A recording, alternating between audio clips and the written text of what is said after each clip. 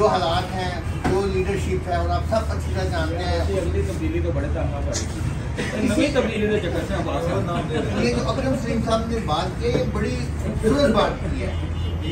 इनके लिए वो सूरत हाल है कि इस जुमले में सब कुछ लिखा हुआ है कि जो तब्दीली लाए, जो प्रेस क्लब में लाए, जाली वोट लाए, या जो मुल्क में लाए तब्दीली, जाली वोट से आई या जैसे भी आई, आप सबको पता है, तो उसके आप सब लोग भुगत रहे हैं। अब वो ये न्यूज़ रूम है ही नहीं जो पहले था, वो आज़ादी है ही नहीं जो पहले थी, जिस तरह हम खबरें देते थे, जिस तरह सुर्खियाँ आती थी, अब वो नहीं है, अब डिक्टेशन होती है।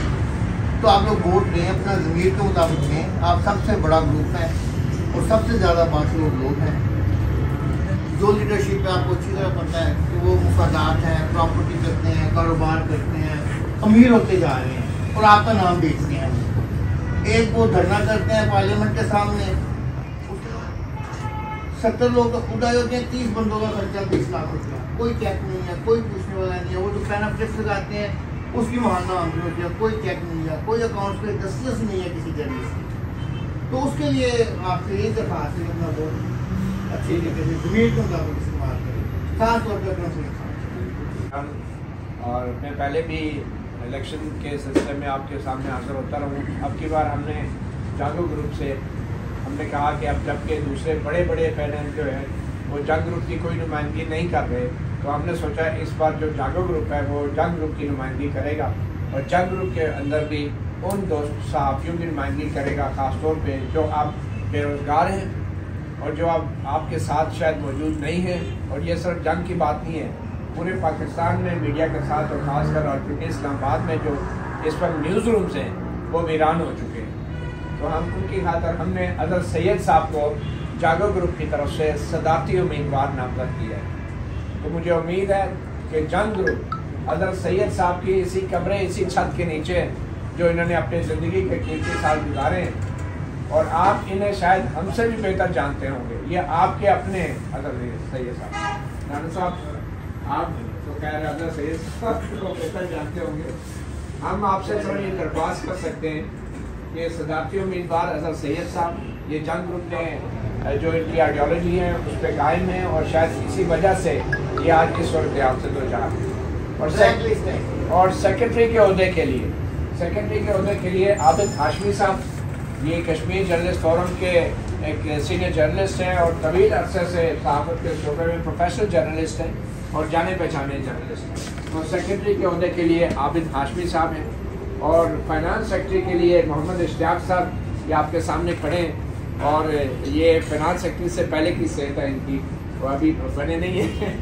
तो इश्तियाक साहब अरब न्यूज़ में होते हैं, प्रोफेशनल जर्नलिस्ट हैं। और इसी तरह का हमारे साथ जाज़ेब अब्बासी साहब हैं, ये भी गवर्निंग बॉडी के हमारे उम्मीदवार हैं। और हमारे साथ दूसरे दोस्त वसीम अब्बास साहब हैं, ये हमारे जॉइंट सेक्रेटरी की पोजीशन पे हैं। वाइस प्रेसिडेंट APP से हमारे सरला खानी साहब हैं। वाइस प्रेसिडेंट जो है फराह हैं, वो भी वाइस प्रेसिडेंट के लिए नुज़रत नज़र हैं, वो जॉइंट सेक्रेटरी के लिए। हमने पूरा पैनल पेश किया है, गवर्निंग बॉडी के भी लोग हैं। हमारी आपसे दरख्वास्त है कि हमें ज़रूर वोट दें। जागो ग्रुप इस वक्त आपको एक ऐसा इंकशाफ करने जा रहा है, हम बतौर महकमा मौसमियात एक ऐसे तूफ़ान की आपको खबर देने जा रहे हैं कि इंतज़ामात आपने अपने वोट से करने। और वो तूफ़ान आज की खबर है और आज की भी ये है कि नेशनल प्रेस क्लब जो है वो अब बाकायदा सरकारी मुलाजमीन के हाथ में देने की तैयारी मुकम्मल हो चुकी है।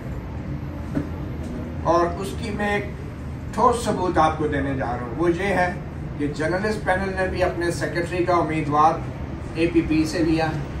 देखें, APP के दो साथियों से हमारी कोई दुश्मनी नहीं है, वो हमारे जर्नलिस्ट हैं, हमारे भाई हैं, हम मिल के काम करते हैं। मगर जर्नलिस्ट पैनल ने भी APP से सेक्रेटरी अपना लिया जो प्रेस क्लब का मालिक होता है, मुंतज़िम आला होता है। और आज़ाद पैनल ने भी अपना सेक्रेटरी जो है वो APP से खातून सादिया उनको लिया।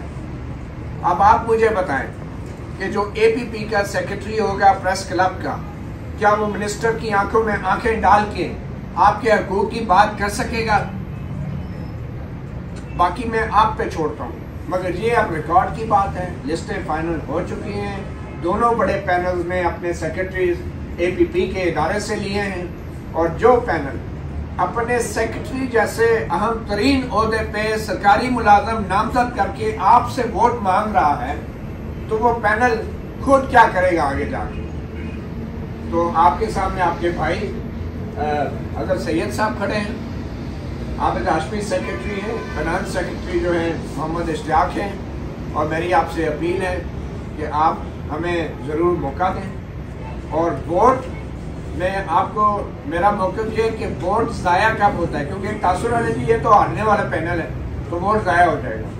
वोट ज़ाया तब होता है कि जब आप वोट की अमानत तब वोट ज़ाया होता है। और अगर वोट आपने हक और सच के मुताबिक गवाही दे दी अल्लाह ताला के सामने, ये गवाही है जो खुदा ताला के सामने आप देते हैं, अगर आपने सही दे दी तो चाहे पैनल हारे या जीते आपकी वोट ज़ाया नहीं होती। ज़ाया तब होती है कि आपका वोट लेके लोग जीत के उसका सौदा करके अपनी जेबें भरें और हुकूमतों के साथ साज़बात करें, और मीडिया का वो हाल हो जो आज हो रहा, और इसका जिम्मेदार जागो पैनल बिल्कुल नहीं है। जो लोग इक़्तिदार में आते रहे वो हैं, और ये शायद आपके पास आखिरी मौका है प्रेस क्लब को बचाने का और सहाफ़ियों के हकूक़ के लिए अपने वोट का इस्तेमाल करने। बस यही मेरी आपसे गुजारिश है।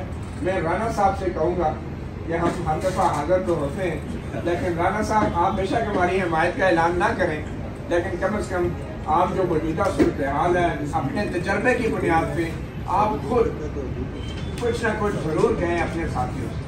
नहीं, जो आप वही बुनियादी बात है कि ज़ाहिर है कि जो सब लोग होते हैं, लाइकिंग भी होती है, डिसलाइकिंग भी, ग्रुप्स की मतलब भी होती है, लेकिन मेरा अपनी ज़ाती राय ये है कि जो अपने ज़मीर के मुताबिक आप जिसको बेहतर समझते हैं उस पर फैसला करें, यही सबसे अच्छा फैसला होता है। एक आम आदमी में और जर्नलिस्ट में, कॉन्शियस आदमी में यही फ़र्क होता है कि अपने कॉन्शियस को सुनता है और आम आदमी से बेहतर होता है। चीज़ आगे भी अपने दोस्तों को भी ज़रूर पहुँचाएँ। और मैं फिर ये कहूँगा कि शायद ये प्रेस क्लब को बचाने का हमारे पास आखिरी मौका, ये साल में और आज जगाएगी अपोजिशन को, ये बात सही है, तो फिर होगा ना। मैं आपको आप तो सारा साल आप भी सोए रहते हैं, फिर वो अपनी मर्जी करते हैं। मैं आपको बिल्कुल आपकी बात दुरुस्त है। अपोजिशन का रोल हम बीच में वहाँ प्ले करते हैं। कहाँ पे प्ले करते हैं? मिसाल के तौर पे जब ज़ियाउद्दीन साहब जैसे सीनियर जर्नलिस्ट प्रेस क्लब में एक मीडिया टॉक रखवाना चाहता है, सीनियर जर्नलिस्ट फोरम में किसी लीडर को बुलाता है और उस पर पाबंदी लगाई जाती है, हम मजम्मत करने में सबसे आगे होते हैं। जब सहाफ़ियों पे कोई मुश्किल वक्त आता है, जब तशद्दुद होता है, अगवा होता है, हम प्रेस क्लब में मौजूद होते हैं, मैं ज़ाती तौर पर मौजूद हूँ, हम मजम्मत करते हैं, आवाज़ भी उठाते हैं। और तीसरी बात ये कि जो लोग जाग रहे हैं वो लोग आपके लिए नहीं जाग रहे होते, वो अपनी यहाँ तो है तो मफादात का सारा, एक भी शख्स कोई किसी के लिए नहीं जाता। बिल्कुल सही है, आपकी बात सही है, सब मफादात की जंग है, लेकिन जो लोग इक़्तिदार में हैं उनके मफादात इतने पक चुके हैं कि वो अब उसकी खातिर आपको कुर्बान करने के लिए भी तैयार हो जाएंगे। उनके जो प्लाजे हैं, उनके जो बिजनेसेस हैं, उनके जो कारोबार हैं, वो उनको नहीं छोड़ सकते। आप अपनी इस वोट की पर्ची से उनको छुड़वा सकते हैं, फिर आप हमें ज़रूर आजमाएं। तो जहाँ तक हमारे जागने का ताल्लुक है, प्रोफेशनल जर्नलिस्ट हैं, हम भी बेरोज़गार हैं, हमारे भी बहुत सारे मसाइल हैं। इन तमाम चीज़ों के बावजूद हाई कोर्ट हो, सुप्रीम कोर्ट हो, एहतजाज हो, रैलीज हो, कोई भी फोरम हो, वहाँ पे मैं हमारे जागो के दोस्त सोशल मीडिया के ऊपर आवाज़ बुलंद करते रहते हैं, आज़ादी सहाफ़त के लिए भी और सहाफ़ियों के लिए। और एक तरफ तो पैनल आज मैं बताने लगा था, अमन मीर साहब ने आज जिस पैनल के साथ बैठे की करार जो है वो अमन मीर साहब के बारे में जो ट्वीटें करता रहा है, आज उसको डिलीट करनी पड़ेगी। और मीर साहब उन्हीं के साथ जाके बैठे, वो आज़ाद ग्रुप जो कि अमन मीर को गद्दार भी करार देता रहा, आज उनके साथ बैठ गए। मुझे नहीं पता, वो जाहिर बात है अफजल भट्ट साहब ने जो उनसे माफ़ी दिलवाई और फिर भी कोई फायदा नहीं हुआ, प्रोग्राम भी नहीं उनका बाहर हुआ, तो उनका गुस्सा होगा। और अमन मीर साहब के इज्जत और वक़ार में कोई कमी नहीं आएगी। ये प्रेस क्लब का इलेक्शन 1-2 दिन की बात है, ये हो जाएगा। मगर ये सवाल ज़रूर बनता है कि आज अगर अमन मीर जैसा सीनियर जर्नलिस्ट जो वो जर्नलिस्ट पैनल से बदल होके, मायूस होके उनके मुखालिफ पैनल में जाके बैठा है, तो क्या जर्नलिस्ट पैनल का भी कोई मतलब वो उसकी वही इज्जत रहेगी। सॉरी, 5 ग्रुप बने हुए हैं, मुतहद हो गए। देखें, कभी भी जमहूरी अमल में कभी मुतहद कुछ नहीं होता है, ये मुखालफ होंगे। काज अगर आप लेके चल रहे हैं तो उसके लिए फिर काज नहीं है ना, एक तरफ कॉज। 5 ग्रुप हैं, ये तो थोड़े वोट लेके उससे जीत जाएंगे। देखें, मुझे यकीन है आपको मुश्किल होती होगी तय करने में ना कि किसको वोट दूँ। अगर वोट के 5 टुकड़े हो सकते तो यकीनन आपके लिए कोई मसला ही नहीं, लेकिन आपने एक बंदे, ये आपका भी इम्तिहान है बतौर एक शहरी। ये देखें, ये सिर्फ हमारा इम्तिहान नहीं है ना। पहली बात है, वोट डालें ज़रूर। अगर आप ये कहें कि यार ये ग्रुप आ जाते हैं मफादात के, वोट नहीं डालते, इसका मतलब है आप सेल्फिश हो। ये वोट आपके पास अमानत है हकदार की और उन बेरोजगार साथियों की कि जिनके लिए उनके जो मौजूदा क़यादत है वो कुछ नहीं कर सकती। अगर आपने वोट ना डाला तो आप, मैं समझता हूँ, हक तलफी करेंगे अपने उन बेरोजगार साथियों की जिनके लिए आवाज़ नहीं उठाई जा रही। तो वोट ज़रूर डालें, जिसको भी डालें, वोट का हक इस्तेमाल करें। और इतनी उम्र आपकी होगी, इतना तजर्बा हो गया, अगर आज भी आप ये फैसला नहीं कर सकते कि 2, 4, 5 ग्रुपों में से कौन सा जर्नलिस्ट बेहतर है, तो फिर उसमें ना तो मतीउल्लाह का कसूर है ना अफजल भट्ट का कसूर है, किसी का कसूर नहीं है। आप समझदार हैं, पढ़े लिखे हैं, आप फैसला करें, सोचें, मशवरा करें और ये फैसला करें कि प्रेस क्लब को आइंदा अपने आने वाले वक्तों में सरकारी मुलाजमीन के हाथ में देना है या क्या करें, ये आप ज़हन में रखें। अगर मैं झूठ बोल रहा हूँ तो जाकर उनके पैनल देख ले आप, उनके वो आपके पास आ गए होंगे पोस्टर, उन पे नाम भी हैं, तस्वीरें भी हैं और इदारे भी लिखे हैं। बाकी आप खुद समझदार हैं, आप फैसला अपना खुद करेंगे। जी सर, ठीक है ना, इतना बात सबको पता है, जितना भी हमें आइडिया हो रहा है ना, ठीक है ना। अच्छा, ये है कि ये इस हवाले से कोई वो नहीं हो रहा कि जो साथियों का और मीडिया वर्कर्स का जो ना वोटा 2% था तो 1% कर दिया, उस हवाले से नहीं, बिल्कुल ही ख़त्म कर दिया जी। अब आइंदा के लिए ख़त्म है। उस हवाले से किसी एक ग्रुप जो ग्रुप है ना, उनमें से किसी ने भी कोई मतलब काम कर लिया। मैं APP को इस वजह से नहीं कह रहा, मैं कह रहा हूँ कि वो बेचारे APP में भी बड़े धड़ल्ले के लोग हैं, लेकिन मसला ये है कि वो बतौर गवर्नमेंट वो मिनिस्टर से कैसे बात कर सकेगा। वो उसका अपनी नौकरी चली जाएगी, उसके बच्चे भूखे मरेंगे। वो मतलब कोई भी हो, मैं भी अगर सरकारी मुलाजिम होगा तो मैं भी शायद ना कर सकूँ। तो उनको ब्लेम नहीं कर रहे हम कह रहे हैं कि वो अच्छे शरीफ लोग हैं, लेकिन वो उस पोजीशन में नहीं है कि आपके लिए बात कर सकें। मैं ये नहीं कह रहा कि खुदा ना चाहता वो कोई दूसरा जो इशू है, अच्छा दूसरा जो 2% प्लॉट के कोटे का मसला है। देखिए, ये कोटे का मसला अगर 1% हुआ है तो आप जागो ग्रुप के लिए जो सजा तजवीज़ करें, मैं हाजिर हूँ अगर वो हमारी वजह से, क्योंकि हम नहीं है ना, आपकी वजह से नहीं कह रहा, मैं कह रहा कि आपने क्या हमारे मंशूर में क्या है। पहली बात तो ये है, 2% कोटे की नौबत हमें हर सेक्टर में क्यों ज़रूरत पड़ रही है। मैंने जो लास्ट इलेक्शन था, मैंने उसमें तजवीज़ किया था कि जो मीडिया टाउन का जो कमर्शियल इलाका है उसमें नीचे मल्टी स्टोरी बिल्डिंग में फ्लैट बनाए फ्लैट जर्नलिस्टों को दे सकते हैं। लेकिन क्या है कि ये लोग कहते हैं कि नहीं उधर फ्लैट नहीं है, क्योंकि इधर उन्होंने बड़ी बड़ी कंपनियों को बेचनी है वो जगह और जेबों में पैसे डाल। हम कहते हैं भाई वो साफियों की जगह आपने 3-3 लाख में फ्लैट दिए, 1.5 करोड़ के प्लॉट बेचे हैं उन्होंने, 1.5 करोड़ के, 2-2 करोड़, अब ऊपर चली गई है प्राइस उसकी। तो जिन साफियों को नहीं मिले तो क्या उनका हक नहीं है कि उनको तो बने बनाए फ्लैट दें, कमर्शियल एरिया में फ्लैट दें? उनका हक नहीं है। वो जगह किसके लिए है?